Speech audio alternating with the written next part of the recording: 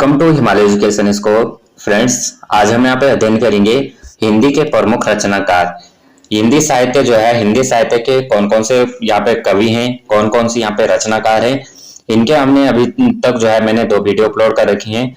अगर आपने उन्हें नहीं देखा तो मैंने जो है प्ले लिस्ट बना रखी है, वहां से आप देख सकते हैं। यहाँ पे फ्रेंड्स, यहाँ जो ये कवि हैं, इस जो है यहाँ पे रचनाएं हैं, इनको 2 भागों में बांटा गया है। इनको जो बांटा गया है गद्य खंड और पद्य खंड में बांटा गया है। तो अभी हम जो अध्ययन कर रहे हैं गद्य खंड से संबंधित जो भी कवि हैं उनका अध्ययन कर रहे हैं। आज हम यहाँ पे अध्ययन करेंगे गजानन माधव मुक्तिबोध। इससे पहले जो है कबीरदास हो गया, गोस्वामी तुलसीदास हो गया, सूरदास हो गया, मीराबाई हो गया, रसखान हो गया, जयशंकर प्रसाद हो गया, सूर्यकांत त्रिपाठी निराला हो गया, सुमित्रानंदन पंत हो गया। तो ये हमने यहाँ पे अध्ययन कर चुके हैं। आज यहाँ पे जो है गजानन माधव मुक्तिबोध से संबंधित यहाँ पे अध्ययन करेंगे। सबसे पहले यहाँ पे मुक्तिबोध को जो है पहला तार सप्तक कवि भी कहा जाता है। इन्होंने नया खून साप्ताहिक पत्रिका का संपादन किया और मुक्तिबोध को जो है उपनाम, इनका जो उपनाम था ये था मुंशी था। इनका जो जन्म हुआ था 1917 ग्वालियर मध्य प्रदेश में हुआ था 1964 में, और इनकी मृत्यु हुई थी 1964 में। यानी इनका जो जन्म हुआ था 1917 को ग्वालियर मध्य प्रदेश में और 1964 में इनकी मृत्यु हुई थी। इनकी जो रचनाएं हैं तो ये हैं चांद का मुंह टेढ़ा, इनकी जो कविता संग्रह है, और इसमें जो है ब्रह्म राक्षस व अंधेरे में कविताएं संकलित हैं। दूसरी जो इनकी कविता संग्रह है वह है भूरी भूरी खाक धूल है, और अन्य कविताएं हैं चंबल की घाटी, सूखे कठोर, नंगे पहाड़, क्रांति, लाल सलाम, मेरे मित्र, मेरे सहचर, आदमी आदि। तो ये इनकी जो है प्रमुख कविताएं हैं। मुक्तिबोध के जो है उपन्यास है विपात्र। इनका जो उपन्यास है वो विपात्र है, लिखित उपन्यास। और इनकी आलोचनाएं हैं कामयानी की। आलोचनाएं जो कामयानी में है एक पुनर्विचार, कामयानी एक पुनर्विचार है, नई कविता का आत्मसंघर्ष है, और समीक्षा की समस्याएं आदि हैं। मुक्तिबोध की जो कहानियां हैं वो है काठ का सपना, सतह से उठता आदमी, नई जिंदगी, जलना, पक्षी और दीमक आदि, ये इनकी प्रमुख कहानियां हैं। इनकी प्रसिद्ध रचना है एक साहित्य की डायरी पुस्तक का एक अंश, नए की और जन्म कुंडली एक है। इनकी जो प्रसिद्ध निबंध रचना एक साहित्य की डायरी पुस्तक का एक अंश और नए जन्म की कुंडली एक है, इनकी प्रसिद्ध निबंध रचनाएं हैं। सहज स्वीकारा कविता भूरी भूरी खाक धूल कविता संग्रह में संकलित है, और मुक्तिबोध के निबंध संग्रह नई कविता का आत्मसंघर्ष, भक्ति आंदोलन का एक पहलू, उर्वशी, एक मनोवैज्ञानिक आदि है। तो यहाँ पे मुक्तिबोध के जो संग्रह है, निबंध संग्रह कौन कौन से हैं? नई कविता का आत्मसंघर्ष, भक्ति आंदोलन का एक पहलू, उर्वशी है, और एक मनोवैज्ञानिक आदि, ये इनके बहुत प्रमुख यहाँ पे संग्रह है, निबंध संग्रह। अन्य रचनाएं इनकी कौन कौन सी हैं? तो ब्रह्म राक्षस, जब प्रश्न चिन्ह बौखला उठे। अगला यहाँ पे है माखनलाल चतुर्वेदी। तो माखनलाल चतुर्वेदी का यहाँ पे जन्म हुआ था 1889 ईस्वी में, मध्य प्रदेश के होशंगाबाद जिले के बावी गांव में, और इनका जो देहांत हुआ था 1968 में इनका देहांत हुआ था। माखनलाल चतुर्वेदी ने करमवीर, प्रताप व प्रभा नामक पत्रिकाओं का संपादन किया है।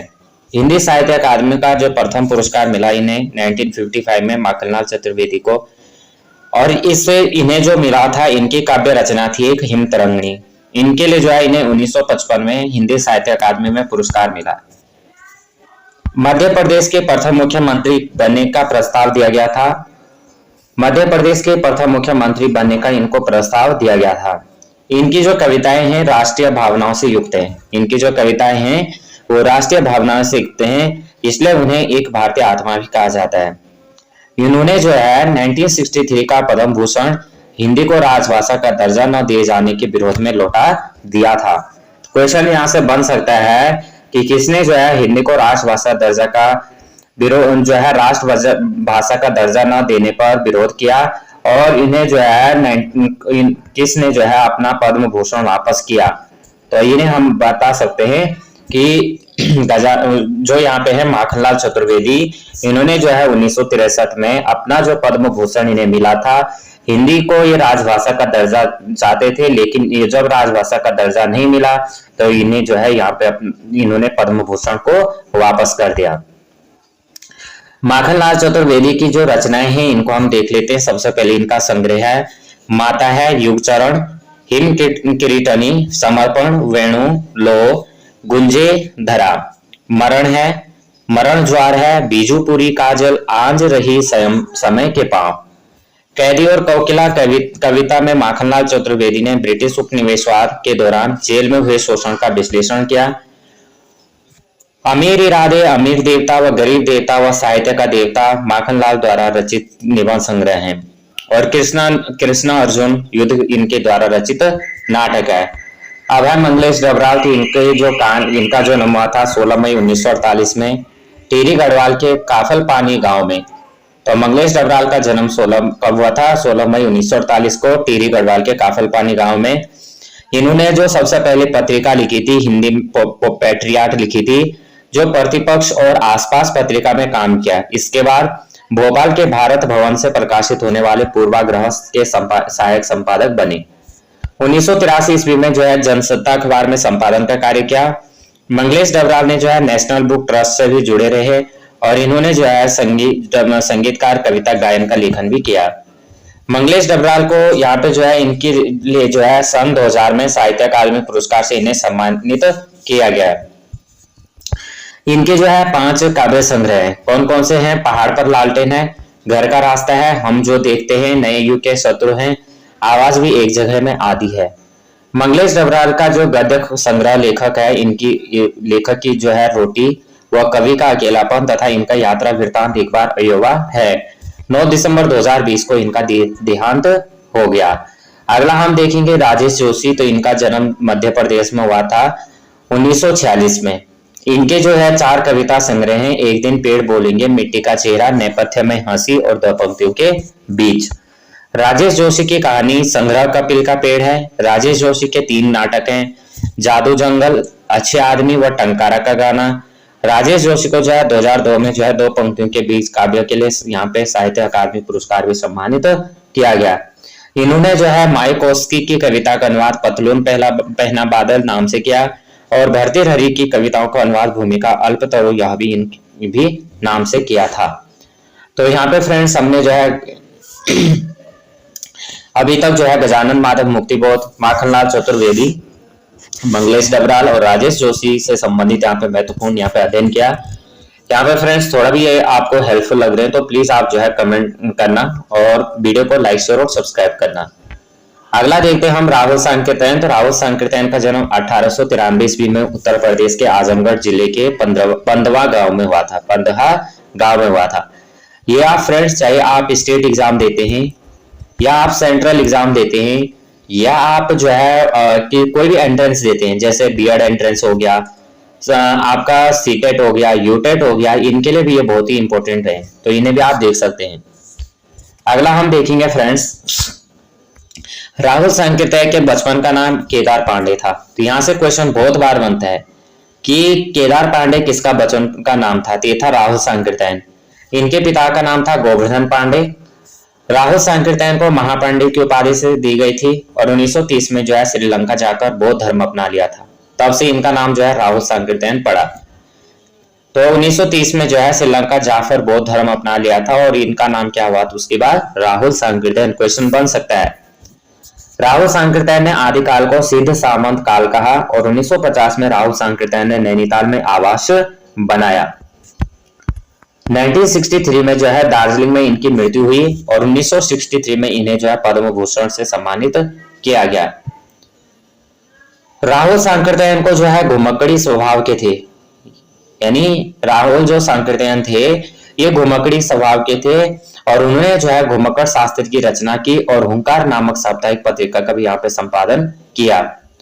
उनकी जो रचना है मध्य एशिया का इतिहास के लिए 1958 में उन्हें साहित्य अकादमी पुरस्कार दिया गया। और राहुल सांकृत्यायन के जो उपन्यास है वो भागो नहीं दुनिया बदलो, दर्शन दिग्दर्शन, किन्नरों के देश में, शैतान की आंखें, जय योद्धा, मधुर स्वपन, दिमागी, गुलामी और 22वीं सदी, सिंह सेनापति। राहुल सांकृत्यायन की कहानियां हैं वोल्गा से गंगा, कनेल की कथा, बहुरंगी, मधुपरी और सतमी के बच्चे। राहुल सांकृत्यायन के यात्रा वृत्तांतें, किन्नर देश की ओर, मेरी लद्दाख यात्रा, मेरी तिब्बत यात्रा, चीन में क्या देखा, यात्रा के पन्ने और रूस के 25 मास। राहुल जी की जो जीवनियां हैं वो है stolen, Karl Marx, Lenin, Veer Chandra Singh Garhwali, नए भारत के नए नेता, सरदार पृथ्वी सिंह बचपन की स्मृतियां, महामानव, बुद्ध आदि ये इनकी प्रमुख रचनाएं हैं। उसके बाद हम देखेंगे हजारी प्रसाद द्विवेदी। इनका जो जन्म हुआ था 1907 में उत्तर प्रदेश के बलिया जिले के छपरा गांव में हुआ था। तो इनके जो पिताजी का नाम था वो अनमोल द्विवेदी था। बैद्यनाथ द्विवेदी इनके बचपन का नाम था, यानी हजारी प्रसाद द्विवेदी का बचपन का नाम क्या था, बैद्यनाथ द्विवेदी। 1930 में जो है इन्हें काशी विश्वविद्यालय से ज्योतिषाचार्य की उपाधि इन्होंने ग्रहण की और 1952-63 ईस्वी में काशी नागरी प्राचीन सभा के अध्यक्ष बने। 1973 में निबंध संग्रह आलोक पर्व के लिए इन्हें साहित्य अकादमी पुरस्कार से सम्मानित किया गया और 1957 में द्विवेदी जी को पद्म भूषण सम्मान दिया गया। इनका देहांत हुआ था 1979 में दिल्ली में। द्विवेदी जी की रचनाएं हैं कौन कौन सी है, अशोक के फूल है, आपने पढ़ा भी होगा। 1948 कल्पलता, विचार और वितर्क, कुटज विचार प्रवाह, आलोक पर्व, प्राचीन भारत के कलात्मक विनोद, एक कुत्ता और एक मैना, नाखून क्यों बढ़ते हैं, ये आपने कविताएं पढ़ी भी होंगी। उपन्यास है बाण भट्ट की आत्मकथा 1946 है, चारों चंद्रलेख है, पुनर्वा है, अनाम दास का पोथा आदि ये है इनके प्रमुख उपन्यास। आलोचनात्मक ग्रंथ इनके कौन कौन से हैं, सूर साहित्य है, कबीर है, हिंदी साहित्य है की भूमिका और कालिदास की लालित्य योजना है। हिंदी साहित्य की भूमिका, हिंदी साहित्य का उद्भव व विकास, कबीर मध्यकालीन बोध का स्वरूप आदि ये इनके आलोचनात्मक ग्रंथ है। हजारी प्रसाद द्विवेदी ग्रंथावली जो है 11 खंडों में विभक्त की गई है।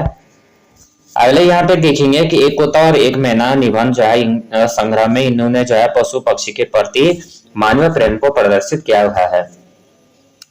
हजारी प्रसाद द्विवेदी के निबंध में जो है कुटज में हिमालय पर्वत की ऊंचाई पर उगने वाली जंगली फूल का यहाँ पे वर्णन किया गया है। शिरीष के फूल ललित निबंध संग्रह कल्पलता से लिया गया है। अगला देखेंगे हम कवि जो है मुंशी प्रेमचंद्र। तो प्रेमचंद्र जी का जन्म हुआ था 31 जुलाई 1880 को बनारस के लम्हई गांव में। इनका जो मूल नाम था वो था धनपत राय। अपने लेखन की शुरुआत इन्होंने उर्दू में की थी और नवाब राय राम से। इनके जो पिता थे वो अजायब राव और माता इनकी आनंदी देवी थी। इनकी पत्नी का नाम था शिवरानी देवी। दया नारायण निगम ने धनपत राय को जो है प्रेमचंद्र नाम दिया था और इनके पुत्र जो है अमृत राय ने इन्हें कलम का सिपाही नाम दिया। तो इनके पुत्र अमृत राय ने इन्हें कौन सी उपाधि थी, कलम का सिपाही। दया नारायण निगम ने इन्हें जो है धनपत राय को प्रेमचंद्र का नाम दिया। इनके पुत्र अमृत राय ने इन्हें कलम का सिपाही नाम दिया और उपनाम इनके जो कौन कौन से हैं, भारत का मेक्सिको, गोरकी, उपन्यास व कहानी सम्राट, कलम का मजदूर आदि। प्रेमचंद्र ने जो है जमाना, उर्दू, माधुरी, मर्यादा, हंस व जागरण आदि पत्रिकाओं का संपादन किया। 8 अक्टूबर 1936 को प्रेमचंद्र जी का देहांत हो गया। 1980 में इनके नाम पर जो है 30 पैसे का डाक टिकट जारी हुआ और प्रेमचंद्र की जीवनी, कलम के सिपाही की रचना, अमृत राय की एवं प्रेमचंद्र की जीवनी, कलम के मजदूर के लेखक इनके मदन गोपाल है। प्रेमचंद्र जी का अधूरा उपन्यास है मंगलसूत्र। इनकी रचना है प्रेमचंद्र द्वारा अंतिम कहानी है कफन 1936 ईस्वी। मरणोपरांत इनका कहानी संग्रह मानसरोवर नाम से 8 खंडों में संकलित हुआ और कहानी संग्रह इनका गुप्त धन 2 भागों में विभक्त किया गया। प्रेमचंद्र का जो प्रथम उपन्यास था ये था प्रेमा 1907, मूल रूप से उर्दू में था। सेवा सदन 1918 में पहला हिंदी में लिखित उपन्यास था और मुख्य उपन्यास प्रेमाश्रय और रंगभूमि, निर्मला, कायाकल्प, गबन, गर्मभूमि, गोदान, प्रतिज्ञा, अहंकार व मंगलसूत्र अपूर्ण उपन्यास है।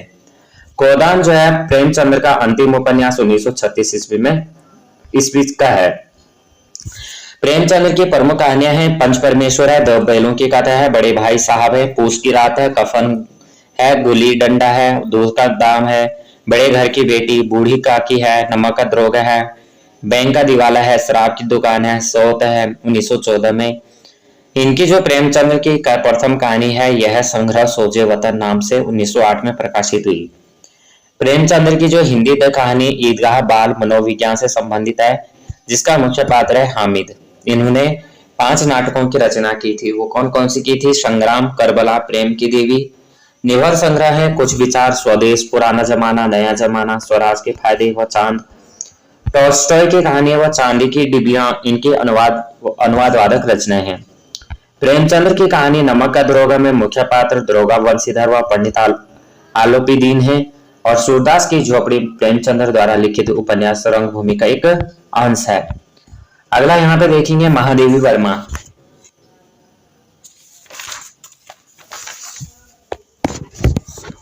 तो उसके बाद है महादेवी वर्मा। तो महादेवी वर्मा का जन्म हुआ था 26 मार्च 1907 ईस्वी में उत्तर प्रदेश के फर्रुखाबाद में।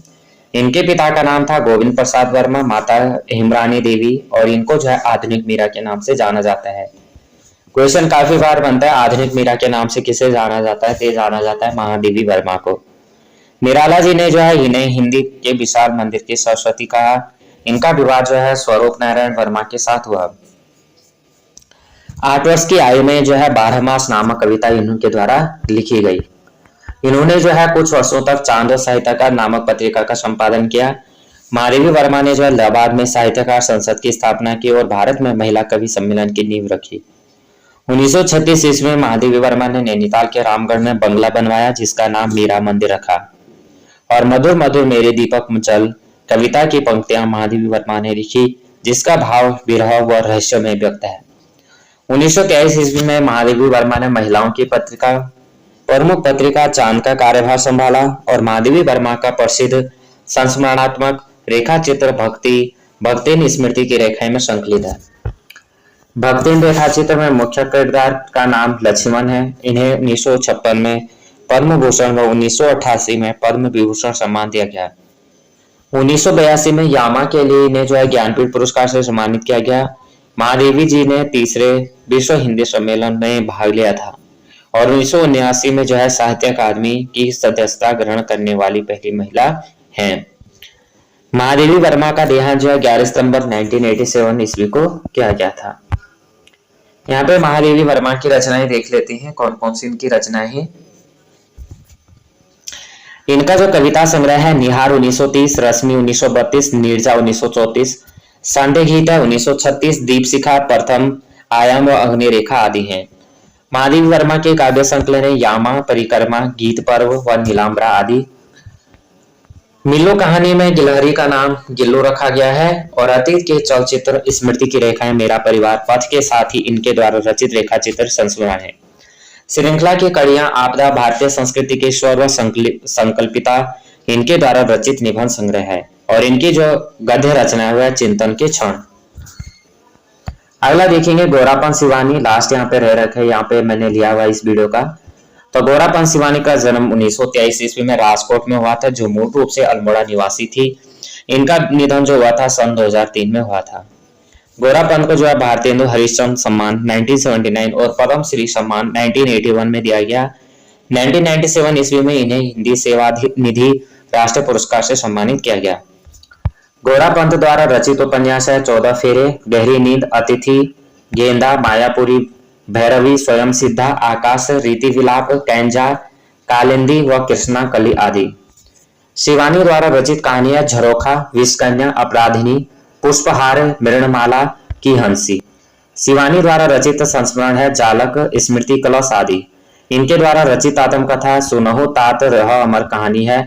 लाल हवेली 1965, सोने देश रक्षा कथा कहानी की लेखक भी शिवानी जी हैं और इन्होंने जो है चरवेती नाम से यात्रा वृतांत भी लिखा है। तो यहाँ पे फ्रेंड्स जो है यहाँ पे हमने यहाँ पे कवि रचनाकार देखे, महत्वपूर्ण इनके तथ्य देखे, कौन कौन सी इनकी कहानियां हैं, कौन कौन सी इनके रचनाएं हैं, कौन कौन सी उनके उपन्यास हैं, क्या इनके काव्य संग्रह हैं, ये सभी हमने यहाँ पे अध्ययन किया। फ्रेंड्स इसके बाद जो है अब यहाँ पे जो है 3 से 4 कवि और रह रखे हैं, उनके जो महत्वपूर्ण है जो परीक्षाओं में पूछे जाते हैं वो मैं जो है नेक्स्ट वीडियो में लेके आऊंगा। इसके बाद फ्रेंड्स में एक यहाँ पे जो है एमसीक्यू वीडियो लेके आऊंगा इसकी, और इसमें आपको जो है कमेंट में आंसर उसके देने हैं। तो ये वीडियो आपको जो है थोड़ा भी हेल्पफुल लगती है तो प्लीज वीडियो को लाइक शेयर और सब्सक्राइब कर देना, बेल आइकन को प्रेस करना। जय हिंद, जय भारत।